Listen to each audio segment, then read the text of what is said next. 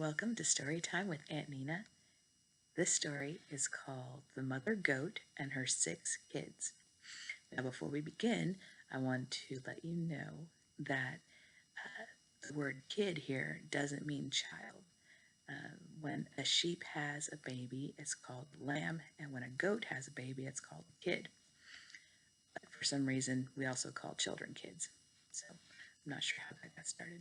But in this case, the mother goat has a bunch of baby goats, 6 of them, in fact. So once upon a time, there was a mother goat who had 6 kids, and they lived in a house by a beautiful meadow. One day, the mother goat tells her kids, I am going to the town to buy some food, and I'll be back. But don't let anyone in unless you know it's me. And the kid said, yes, Mommy. And so she left. And they were bouncing around, and they were laughing and having so much fun. And a wolf passed by, and he heard them, and he thought, oh, that sounds delicious.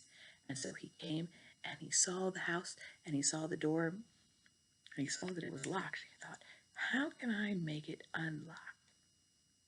And so he went to the door, and he knocks. And the kids were like, oh, Mother, is that you? And he says, yes, it's me. And say, no, you're not our mother.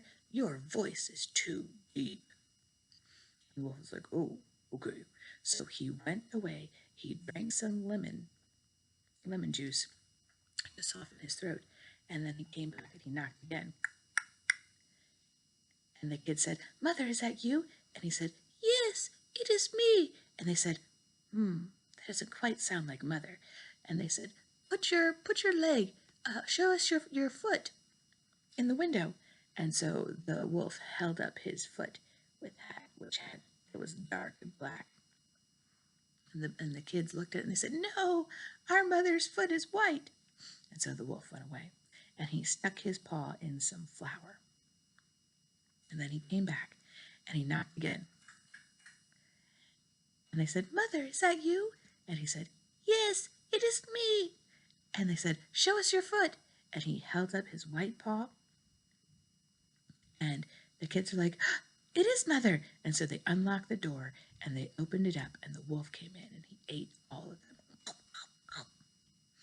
Then he left. And he was so tired after eating all of that food. His tummy was so full that he sat down by the side of the road and he fell asleep. Well, shortly after that, the mother goat came back. And when she came to the house, she saw the door was open, the furniture was turned over, and all of her babies were gone. She was like, oh no! And so she frantically began searching for them. And then she saw the wolf lying down by the side of the road, and she saw how big his tummy was. And so she went back to the house, got her sewing stuff, and she cut the wolf's stomach open, and out popped all 6 of her babies. And she was like, oh, yay, I'm so glad that you're safe.